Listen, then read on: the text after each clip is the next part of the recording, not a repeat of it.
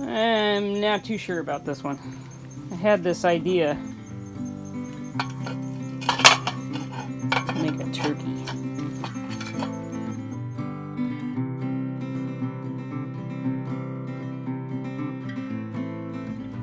I'm taking a couple of butter knives. Can't find the end of the other one I just cut off, but I've cut them off because they are hollow on the inside. And I'm going to make a couple of little bud vases out of those. And I'm going to, I think, just wrap like stained glass copper foil tape across the top, sand them down a little bit, and get them so they're not so sharp up top, and then run copper foil tape across the top to kind of dress that end up. It's just kind of a harsh, get the camera to focus, just kind of a harsh end, and I don't really like that. So if I can kind of round that off a little bit without kind of grinding it, I think it'd be good. And then we'll put some magnets on these, and they'll be little refrigerator vases for just 1 or 2 flowers. So there's those little bud vases I did. I put the copper foil on top. Turned out pretty nice. I moved those over. That's not a very good backdrop. Let's move them over to this backdrop. That's better. You can see that a little better. Oh, Pickle makes an appearance today. There we go. That's a better shot. Yeah, just put the little stained glass copper tape. It has a sticky backing on it. And then I just epoxied with some jewelry glue a magnet, a rare earth magnet on the back. So they hold water and just a couple flowers. I like those. Silverware, beware. I have a grinder and I know how to use it. I'll be cutting you up. Got this little box, little toolbox. I picked it up at an auction. It had a bunch of junk in it. And I have since taken out a lot of the junk that was in it, but not all of it. But I was thinking about using the box itself as maybe a little shelf or some kind of piece. Has this antique PVC 3/4 inch handle that I am thinking of replacing with, if I can get that up there so you can see, thought of rolling off of there. I'm thinking of replacing it and putting that in as a handle. Obviously I'd have to put a drill bit in down there and then work that through so the handle sticks out and the drill bit sticks through that end and make this the little handle. I want to round all the edges and kind of make it look old though, because it clearly doesn't. It's just something somebody's made. So let's see if we can get that PVC plastic out of there. My phone battery, which is what I'm using for a camera today, is about to die. So, $12. I assure you, I paid less than $1 for the whole box from an auction service, but interesting that it was previously marked $12. I'm going to go put the phone on charge you up. We're going to get that pipe out of there, replace it with the drill, and we'll turn you back on when we get to that point. So I got that all sanded down, and there's a piece here on the end that is split. And I want to do kind of a, hey Maggie, shh. If it's not the neighbor's lawnmower, it's my own dog. Hush, hush. I was thinking about putting a copper patch over that just to add some interest. Copper or even some aluminum. Just something to kind of give it a little character. Maybe do a patch on the inside too, so that doesn't split out. This is never going to be, well, I don't intend it to ever be used for a toolbox again, but I think that turned out decent.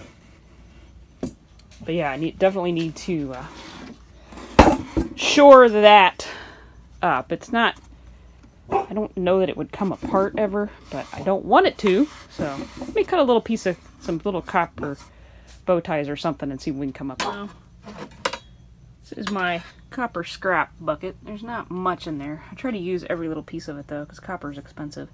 I found this. This is a thicker gauge of some of that stuff left over from my grandpa. Probably have enough of it. There's another piece of it. Probably have enough of it to do exactly what I need to do. That's a piece of it. Yeah, let's cut some of that down. So I was just thinking something like that.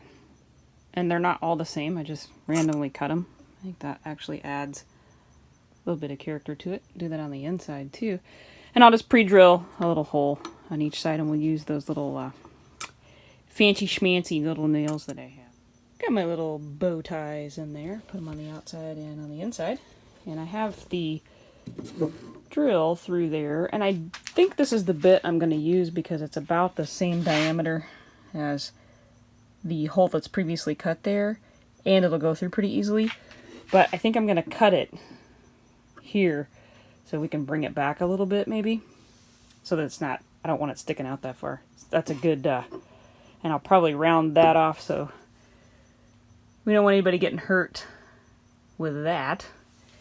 And then I'm working on the handle down here. I was trying to figure out how this thing came apart, and I just pulled on it and it popped right off. So I'm going to thread it and put a set screw in there, and then we'll be able to shove that forward just a little bit. There's a groove already cut, if you can see that or not.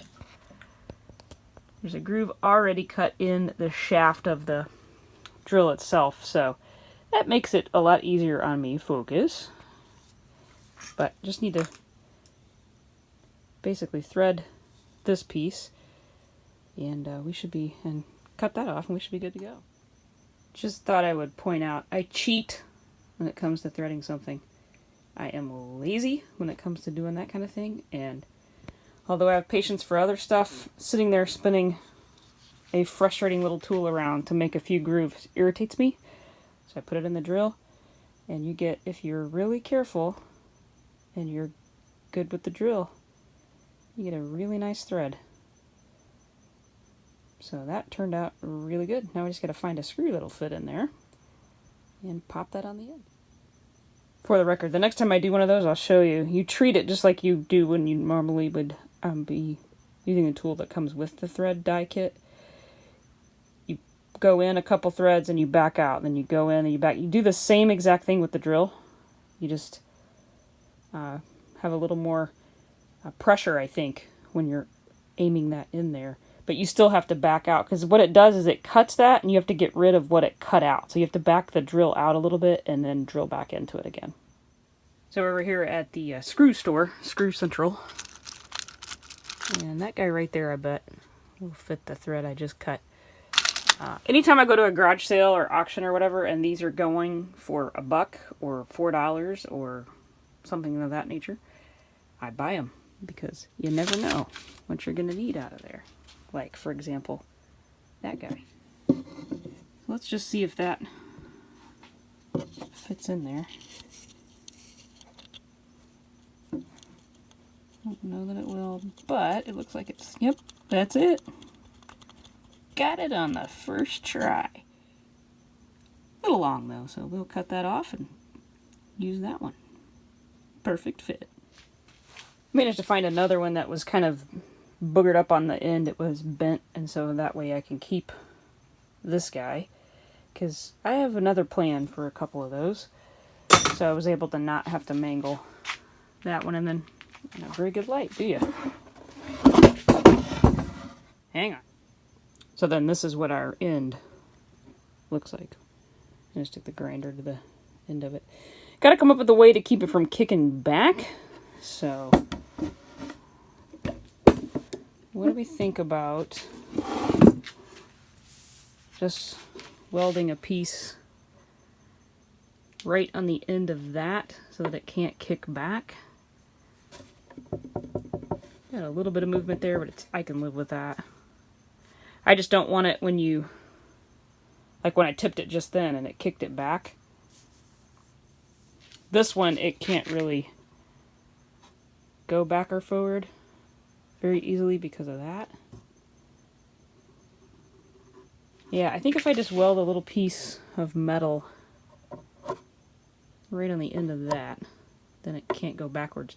But we can still assemble it because I can loosen it here and pull the bit out.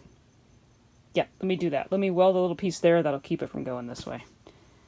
And then we can't go this way with it because it hits the the knob back here. So one little weld. That's all we need. So I just took a washer and cut it down and then kind of focus. Kind of cut out, grooved out.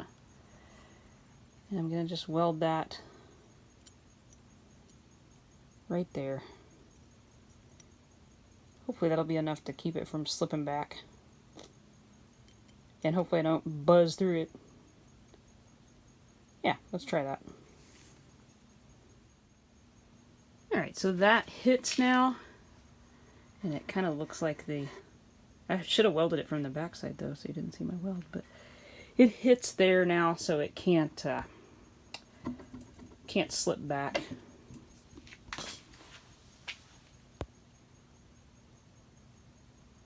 That turned out pretty good. Clean it up, and I'll probably oil this wood and oil that piece there just to make it look a little nicer. I don't want to lose, you know, the patina and everything that's on. Why is my camera not focusing? Everything that's on all of the handles and the knobs. I don't want to lose all that, so we'll just use oil. I'm not going to sand it down or wire wheel it or anything. I think that's a win. I got that box all done. Little copper bow ties. I went ahead and added one here up on top too. I thought that kind of needed something up there since that big crack was glaring back at you. Looks pretty cool.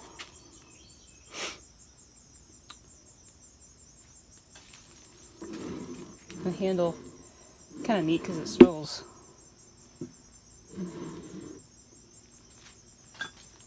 Yeah. Someone will like that. A lot better from the box I started with. Probably need to go nip that corner right there off real quick. But other than that, I'd say that one is done. Brought it outside. The color is a little better out here. See it a little bit better. I can get a little bit further away from it too.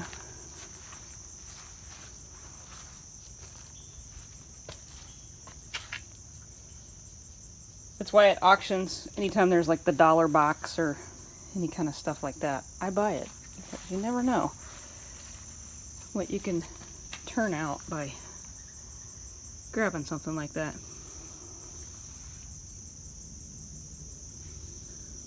I kind of like it.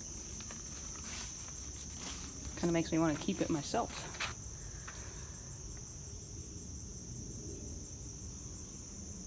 I have more of those hand drills.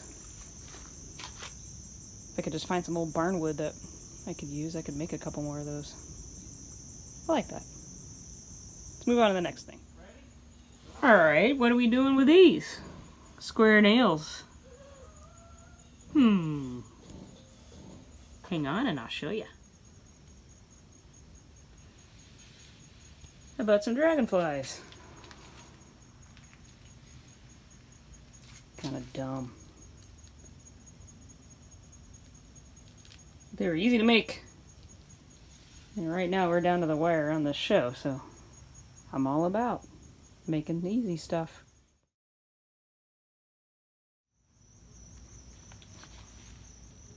Had this old gas can kicking around for, I don't know, a couple of years probably.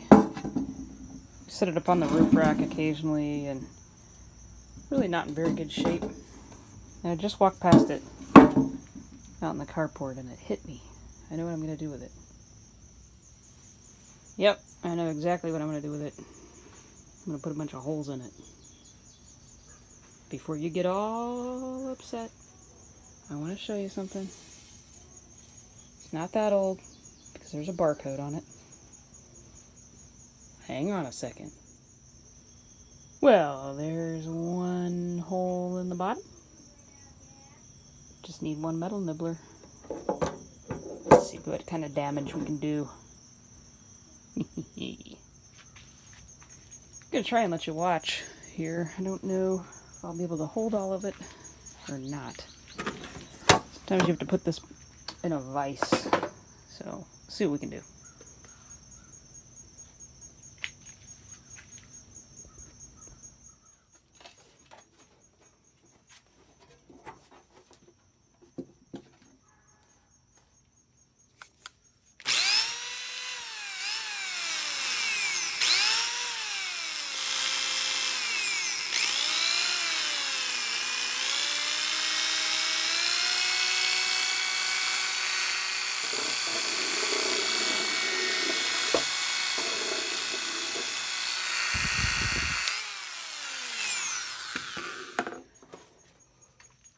drilled that out with a stepper bit, and I can't, it's not flat enough to get my start going. Gotta get that tool in there.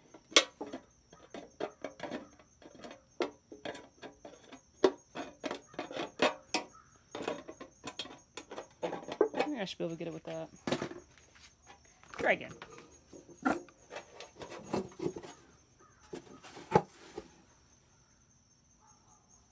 Hopefully you can see.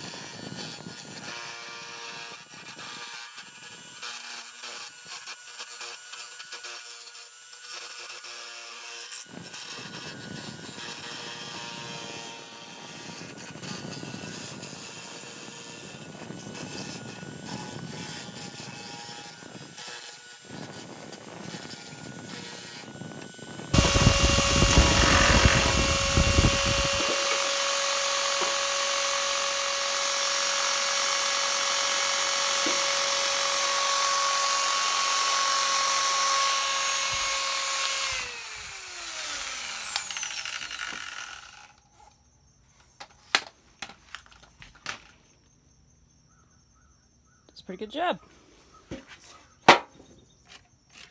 Now what am I going to do with it? Anybody see it? I see it. So here's my gas light. This is what I ended up doing with the switch. I just put a turn switch up on top and I epoxied the old vent cap on it.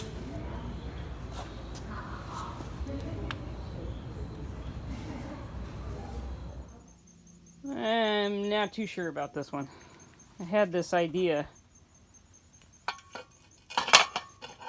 to make a turkey. I don't know. Let's see. See what we can come up with. This Thanksgiving's been screwed. I give you the Volkswagen pressure plate turkey. Just gotta go in and wire wheel everything and kind of clean it up and then oil it and set it outside. I always wondered what I was gonna do with all those screwdrivers I got from auctions. Now I know. Save pressure plates and make turkeys. Come out to the salvage yard pretty often to pick some stuff from the piles here. The salvage yard, they still let you come out to the yard. Got a few things. Let's take those back. These aren't real heavy, which is a good thing because I got a long walk back. So, not really seeing much else out here. I wanted some saw blades, some circular saw blades. But I've been through kind of both of the piles that would normally have that, and I'm not seeing it. We'll check the tin pile right down there just to make sure. So these are those picked up at the salvage yard. When I bought them, I really didn't have a plan for them. I do this a lot, as you can tell. But as I was kind of thinking about it, I came up with a plan using that and a couple of these. I think I have the perfect idea. Just making a little paper doll for that center circle. And this is a little bit bigger than what I actually need. So I'm going to put it down, and if I keep my hands grimy enough, they make a pretty good way to ink things up.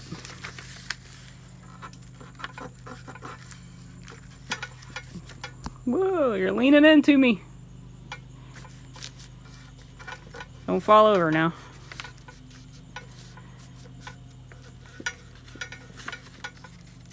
And there should be one of them that has 3. There it is.